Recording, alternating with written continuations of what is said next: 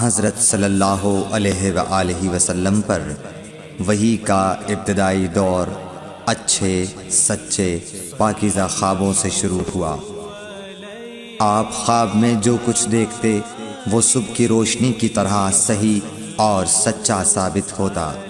پھر من جانب قدرت آپ تنہائی پسند ہو گئے اور آپ نے غار حرا میں خلوت نشینی اختیار فرمائی اور کئی دن اور رات وہاں مسلسل عبادت اور یاد الہی و ذکر میں مشغول رہنے لگے۔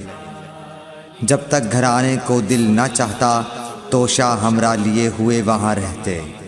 توشہ ختم ہونے پر ہی اہلیہ محترمہ حضرت خدیجہ رضی اللہ تعالی عنہا کے پاس تشریف لاتے اور کچھ توشہ ہمراہ لے کر پھر وہاں جا کر خلوت گزین ہو جاتے۔ یہی طریقہ جاری رہا یہاں تک کہ آپ پر حق منکشف ہو گیا اور آپ غار حرا ہی میں قیام پذیر تھے کہ اچانک حضرت جبرائیل علیہ السلام آپ کے پاس حاضر ہوئے اور کہنے لگے کہ اے محمد پڑھو۔ آپ فرماتے ہیں کہ میں نے کہا کہ میں پڑھنا نہیں جانتا۔ آپ صلی اللہ علیہ وسلم فرماتے ہیں کہ فرشتے نے مجھے پکڑ کر اتنے زور سے بھینچا کہ میری طاقت جواب دے گئی۔ پھر مجھے چھوڑ کر کہا پڑھو۔ میں نے پھر وہی جواب دیا کہ میں پڑھا ہوا نہیں ہوں۔ اس فرشتے نے مجھ کو نہایت ہی زور سے بھینچا کہ مجھ کو سخت تکلیف محسوس ہوئی۔ پھر اس نے کہا کہ پڑھ۔ میں نے کہا میں پڑھا ہوا نہیں ہوں۔ فرشتے نے تیسری بار مجھ کو پکڑا اور تیسری مرتبہ پھر مجھ کو بھینچا۔ پھر مجھے چھوڑ دیا اور کہنے لگا کہ پڑھو اپنے رب کے نام کی مدد سے جس نے پیدا کیا اور انسان کو خون کی پھٹکی سے بنایا۔ پڑھو اور آپ کا رب بہت ہی مہربانیاں کرنے والا ہے۔ بس یہی آیتیں آپ حضرت جبرائیل علیہ السلام سے سن کر اس حال میں غار حرا سے واپس ہوئے کہ آپ کا دل اس انوکھے واقعے سے کانپ رہا تھا۔ آپ حضرت خدیجہ کے ہاں تشریف لائے اور فرمایا کہ مجھے کمبل اوڑھا دو، مجھے کمبل اوڑھا دو۔ لوگوں نے آپ کو کمبل اوڑھا دیا۔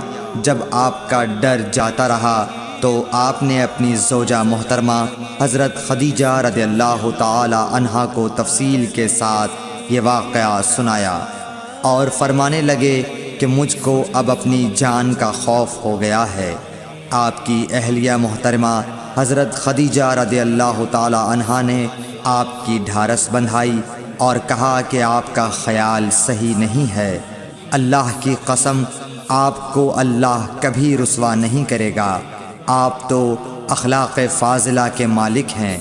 آپ تو کنبہ پرور ہیں، بے کسوں کا بوجھ اپنے سر پر رکھتے ہیں، مفلسوں کے لیے آپ کماتے ہیں، مہمان نوازی میں آپ بے مثال ہیں اور مشکل وقت میں آپ امر حق کا ساتھ دیتے ہیں۔ ایسے اوصاف حسنہ والا انسان یوں بے وقت ذلت و خواری کی موت نہیں پا سکتا۔ پھر مزید تسلی کے لیے حضرت خدیجہ رضی اللہ تعالی عنہا آپ کو ورقہ بن نوفل کے پاس لے گئیں جو ان کے چچا زاد بھائی تھے اور زمانہ جاہلیت میں نصرانی مذہب اختیار کر چکے تھے اور عبرانی زبان کے کاتب تھے۔ چنانچہ انجیل کو بھی حسب منشائے خداوندی عبرانی زبان میں لکھا کرتے تھے۔ انجیل سریانی زبان میں نازل ہوئی تھی، پھر اس کا ترجمہ عبرانی زبان میں ہوا۔ ورقہ اسی کو لکھتے تھے۔ وہ بہت بوڑھے ہو گئے تھے، یہاں تک کہ ان کی بینائی بھی رخصت ہو چکی تھی۔ حضرت خدیجہ رضی اللہ تعالی عنہا نے ان کے سامنے آپ کے حالات بیان کیے اور کہا کہ اے چچا زاد بھائی، اپنے بھتیجے محمد صلی اللہ علیہ وسلم کی زبانی ذرا ان کی کیفیت سن لیجئے۔ وہ بولے کہ بھتیجے آپ نے جو کچھ دیکھا ہے اس کی تفصیل سناؤ۔ چنانچہ آپ صلی اللہ علیہ وآلہ وسلم نے از اول تا آخر پورا واقعہ سنایا، جسے سن کر ورقہ بے اختیار ہو کر بول اٹھے کہ یہ تو وہی ناموس معزز رازدان فرشتہ ہے جسے اللہ نے حضرت موسیٰ علیہ السلام پر وحی دے کر بھیجا تھا۔ کاش میں آپ کے اس عہد نبوت کے شروع ہونے پر جواں عمر ہوتا، کاش میں اس وقت تک زندہ رہتا جب کہ آپ کی قوم آپ کو اس شہر سے نکال دے گی۔ رسول کریم صلی اللہ علیہ وآلہ وسلم نے یہ سن کر تعجب سے پوچھا کہ کیا وہ لوگ مجھ کو نکال دیں گے، حالانکہ میں تو ان میں صادق و امین و مقبول ہوں؟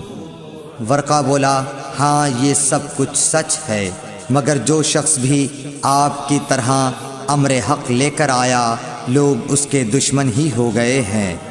اگر مجھے آپ کی نبوت کا وہ زمانہ مل جائے تو میں آپ کی پوری مدد کروں گا، مگر ورقہ کچھ دنوں کے بعد انتقال کر گئے، پھر کچھ عرصے تک وحی کی آمد موقوف رہی۔ صحیح بخاری حدیث نمبر 3۔